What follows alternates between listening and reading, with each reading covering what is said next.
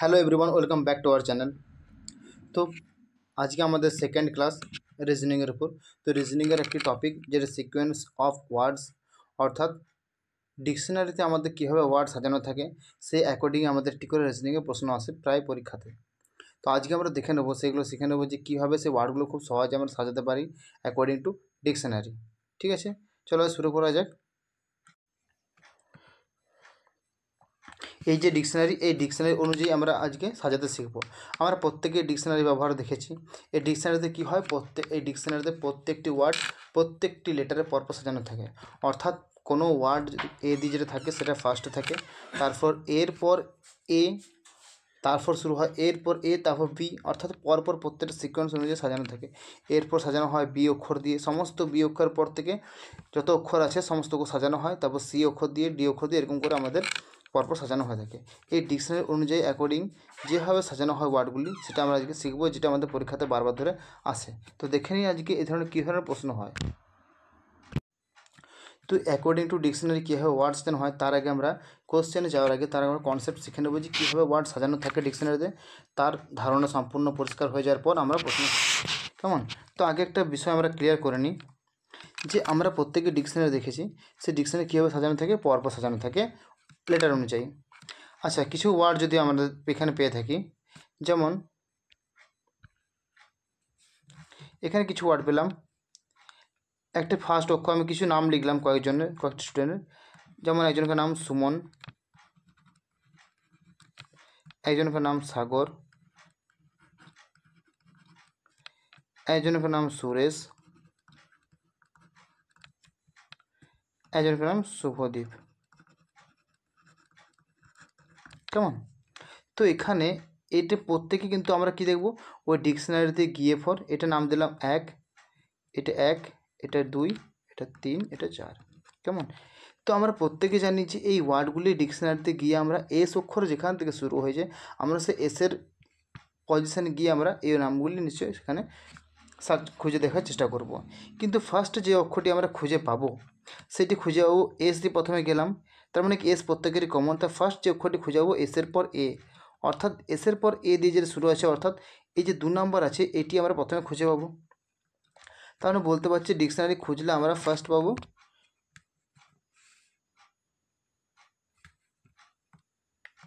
তো এই অক্ষরগুলোর মধ্যে ফার্স্ট আমরা ডিকশনারি যে খুঁজতে যাই, তো প্রথম যার নামটি আমরা সহজে খুঁজে পাবো তা হলো সাগর, অর্থাৎ এই 2। তার ডিকশনারি খুঁজতে গিয়ে ফার্স্ট যে অক্ষরটি পাবো তা পাবো 2 নম্বর নামটি। কেমন? তারপর কোনটি পাবো? আচ্ছা, 2 যদি আমাদের খুঁজে পেয়ে গেলাম, এরপর পাবো কোনটি? এস ইউ প্রত্যেকেরই আছে, তাহলে আমরা এস ইউ পর্যন্ত প্রত্যেকের কমন, এস ইউ পর্যন্ত প্রত্যেকে আমি বাদ দিতে পারি। আচ্ছা, এরপর কোন অক্ষরটি ফার্স্টে আছে অ্যাকর্ডিং টু ডিকশনারি? বি আগে আছে, অর্থাৎ শুভদীপ যে নামটি আছে সেটি তারপরে পাবো, অর্থাৎ 2-এর পর যে অক্ষরটি যার নামটি খুঁজে পাবো তা হলো 4। তাহলে ফার্স্ট পাবো সাগর, তারপর পাবো শুভদীপ, দুজনের নাম খুঁজে পেলাম। এখন কম্পেয়ার করব সুমন এবং সুরেশ, এই দুজনের মধ্যে কার নামটি ফার্স্টে আমরা খুঁজে পাবো। তো দেখতে পাচ্ছি যে এস ইউ দুজনকার কমন, এখানে আছে থার্ড লেটার আছে এম, এখানে থার্ড লেটার আছে আর, অর্থাৎ এম এবং আর এর মধ্যে কম্পেয়ার করলে যে ফার্স্টে কে আসবে, আগে আসবে আমাদের এম আসবে। তাহলে এম আসার জন্য এরপরে যে ওয়ার্ডটি পাবো তা হলো 1, তারপরে আমরা পাবো 3 নাম্বার, অর্থাৎ এটি পাওয়ার পর আমরা সর্বশেষে আমরা সুরেশ নামটি ও ডিকশনারি অনুযায়ী খুঁজে পাবো। এইটি হচ্ছে আমাদের অ্যাকর্ডিং টু ডিকশনারি সাজানোর জন্য মেন কনসেপ্ট। এই ছোট্ট আমাদের কনসেপ্ট যদি আমাদের ক্লিয়ার হয়ে যায়, আশা করি এই টপিকের উপর যে সমস্ত প্রশ্নগুলি পড়বে আমাদের এক্সামে এসেছে প্রিভিয়াস ইয়ার, তো কোনো প্রশ্ন আটকাবে না। ডিকশনারি অনুযায়ী কীভাবে সাজানো হয়, এভাবে আমাদেরকে ওয়ার্ড দেওয়া হয় এবং তাদেরকে কীভাবে সাজানো হয়েছে সেটা আমাদের জানতে চাওয়া হয়। আশা করি প্রশ্নটা আমাদের ধারণা ক্লিয়ার হয়েছে। এবার দেখে নিই যে প্রিভিয়াস ইয়ারে আমাদের কীরকম প্রশ্ন আমাদের এসেছিলো। দেখে নিই প্রিভিয়াস ইয়ার যে সমস্ত কোশ্চেনগুলো এসেছিলো এই টপিকের উপর, ওয়ার্ড সাজানোর উপর, তা দেখে নিই। আচ্ছা, একটি প্রশ্ন পেলাম এখানে যে অভিধানে ক্রম অনুসারে নিচে শব্দগুলি সাজান, অর্থাৎ ডিকশনারি অনুযায়ী সাজাতে বলেছে। তাহলে কোন অক্ষরটা 4টের ওয়ার্ডের মধ্যে কোন ওয়ার্ডে ফার্স্টে হবে, তো সেটি যদি আমাদের সাজাতে হয় সেই জন্য আমাদের পরপর, তো এখানে দেখে নিতে পাচ্ছি যে অক্ষরগুলি আছে প্রত্যেকের শুরুতে কিন্তু আমাদের প্রত্যেকে ডি দিয়ে স্টার্টিং আছে, প্রত্যেকে ডি দিয়ে স্টার্টিং আছে, প্রত্যেকে আমাদের আছে ডি দিয়ে স্টার্টিং, তার মানে প্রত্যেক ডি দিয়ে স্টার্টিং আছে। এরপরে যে অক্ষরটি আমরা ফার্স্টে পাবো, ডি এর পর ই আছে, প্রত্যেকের ই আছে। আচ্ছা, ই এর পর আবার ই আছে, ই এর পর দেখো ডি আছে, ই কিন্তু প্রত্যেকের আছে, ই এর পর ই আছে, তাহলে আমাদের ডিকশনারি অনুযায়ী প্রথমে ই পাই, তারপর প্রত্যেক অক্ষরগুলো আমরা এফ এফ পাচ্ছি।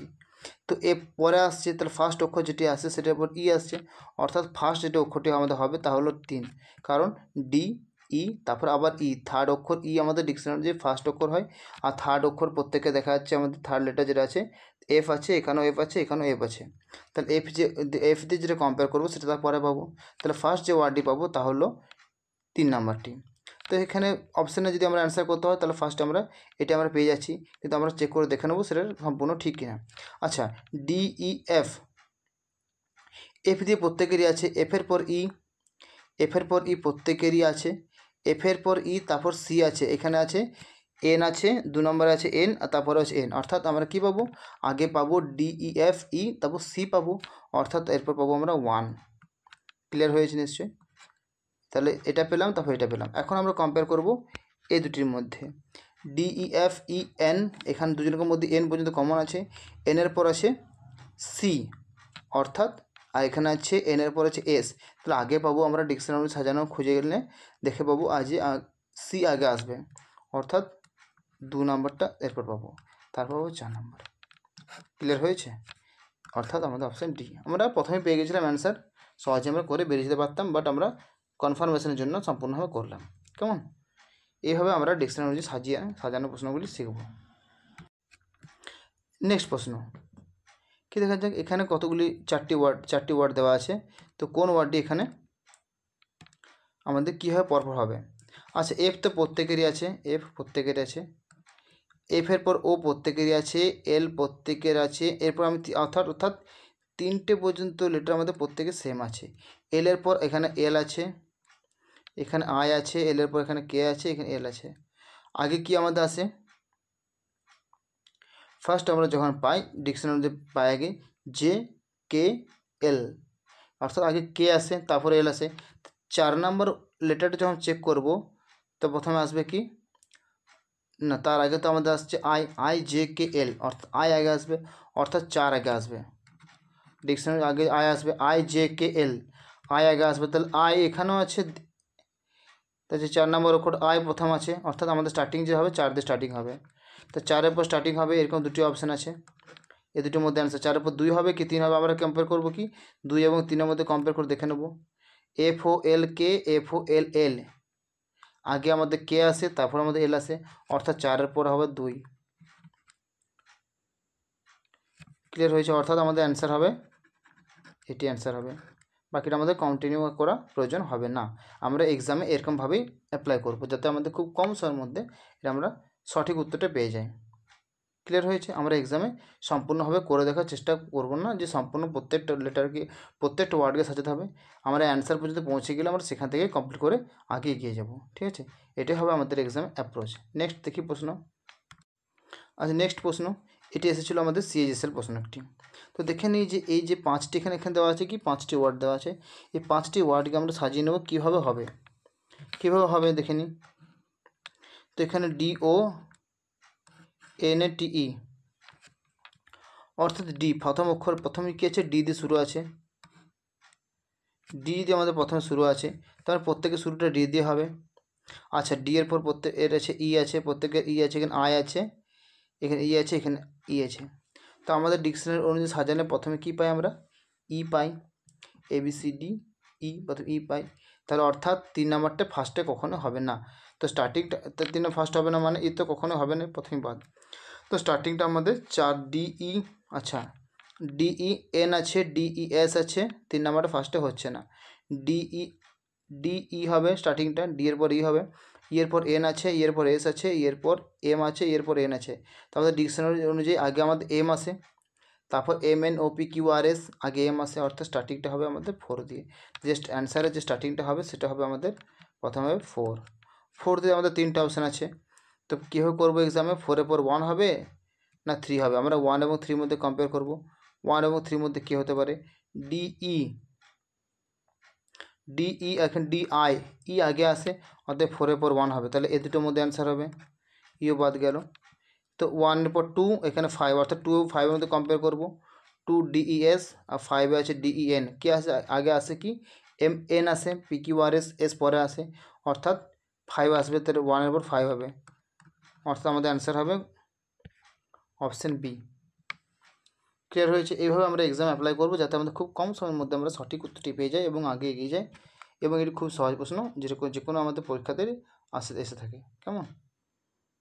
নেক্সট প্রশ্ন দেখে নিই। এরপর আরও একটি প্রিভিয়াস ইয়ার প্রশ্ন দেখে নিই। এখানে দিয়েছে 5টি ওয়ার্ড, জানতে যে কে ফার্স্ট হবে, লেটারটা সাজাতে বলেছে প্রত্যেকটা অক্ষরকে।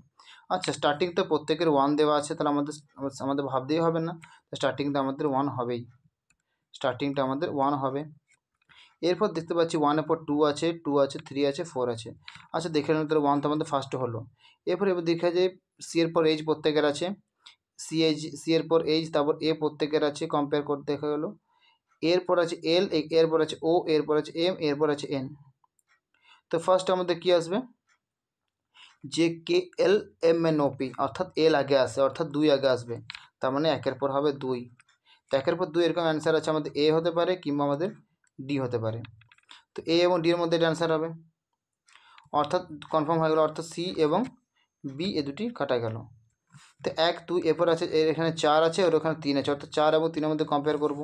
4 এবং 3-এর মধ্যে কম্পেয়ার করলে কে আসবে, CHA, এখানে ও আছে, এখানে এম আছে, কে আগে আসবে, যে K L M N M, তারপর ও আসবে MNO, অর্থাৎ এম আগে আসবে, অর্থাৎ 1, 2, তারপর হবে আমাদের 4, 1, 2, তারপর হবে 4, তাহলে অ্যান্সার হবে কোনটি, অ্যান্সার হবে আমাদের অপশান এ।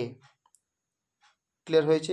তো এই ধরনের প্রশ্ন আমাদের এসএসসি, আমাদের স্টেটের এক্সামে, প্রত্যেকটা কম্পিটিটিভ এক্সামে প্রায় দেখা যায় যে ডিকশনারি সাজানোর জন্য ওয়ার্ডগুলো আমাদেরকে দিয়ে থাকে। ঠিক আছে, এরপর দেখে নিই আমরা নেক্সট প্রশ্ন। আচ্ছা, নেক্সট প্রশ্ন দেখে নিই। Arrange the following words in logical sequence as they would appear in the English dictionary. Dictionary অনুযায়ী যেভাবে সাজানো থাকে তাদের আমরা জানতে চাইছি। আচ্ছা, এখানে কী দেওয়া আছে, ফার্স্ট অক্ষর প্রত্যেকের জে দেওয়া স্টার্টিং আছে, আচ্ছা ঠিক। জের পর আছে এ, জের পর আছে এ, জের পর এ আছে, ও এবং এ। তো আমরা জানি জের পর এ দিয়ে স্টার্টিং হবে, তার প্রথমে তো কখনো 4 দিয়ে স্টার্টিং হবে না, তাহলে স্টার্টিং হতে পারে 1, 2, 3 ও 5-এর মধ্যে। আচ্ছা, দেখে নিই যে, এবার আমাদের অপশানে স্টার্টিং আছে 2, 1, 3, 2। ঠিক আছে, দেখে নিই, জের পর এ, জের পর এ, তার জের পর এর পর সি আছে, J A C, J A C, J A M, অর্থাৎ এম দিয়ে স্টার্টিং হবে না, জে এম হবে না, জে এ ডি হবে না, তার আগে সি আছে, অর্থাৎ স্টার্টিংটা হবে আমাদের 1 অথবা 2-এর মধ্যে। তো এখানে দেখে নিই জে এ সি, তারপর কে আছে, কে, জে এ সি কে, এত মধ্যে কমন পাচ্ছি, কে এর পর পাচ্ছি ই, এখানে পাচ্ছি এল, তাহলে ফার্স্ট অক্ষর আমরা ই পাই ডিকশনারি অনুযায়ী, এখান থেকে এতটা পাচ্ছি কমন, এখান থেকে এতটা পাচ্ছি কমন, ইটা এখানে আমাদের ফার্স্ট পাচ্ছি, এখানে এলটা ফার্স্ট পাচ্ছি, অর্থাৎ ডিকশনারি অনুযায়ী ইটা ফার্স্ট হয়, তাহলে স্টার্টিংটা হবে আমাদের 2 দ্বারা। ঠিক আছে, তারপর হবে 2 দ্বারা স্টার্টিং, এরকম দুটো অপশান আছে, 1 অথবা এ অথবা ডি, তার মানে আমাদের সি হবে না, বি হবে না।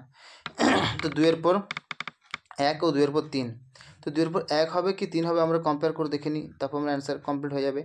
J A C, J A D, তাহলে জে এ সি, সি আগে আসবে, তো জে এ সি কে তো আগে আসবে, তো 1 এবং 3-এর মধ্যে আগে আসবে, 2-এর পর হবে আমাদের 1, জে এ সি আর জে এ ডি, আগে সি আসে, ডি পরে আসে, অর্থাৎ 2-এর পর হবে 1, 2-এর পর 1 কার অপশান আছে, অপশান এ, তাহলে অ্যান্সার হবে আমাদের এ।